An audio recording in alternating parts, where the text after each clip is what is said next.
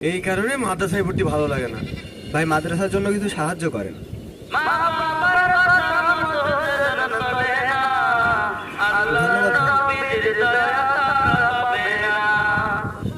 কাকু মাদ্রাসা থেকে এসেছি, আমাদের কিছু সহযোগিতা করেন। নামটা কি? সাবধান। কি ব্যাপার? জুবায়ের তো এই সময় মাদ্রাসায় থাকার কথা। জুবায়ের, এই জুবায়ের,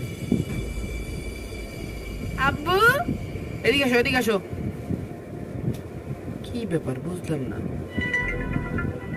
তোমার না এই সময় মাদ্রাসায় থাকার কথা, তুমি এখানে কি করছো? হুজুর আমাদেরকে টাকা কালেকশন করতে বলেছে।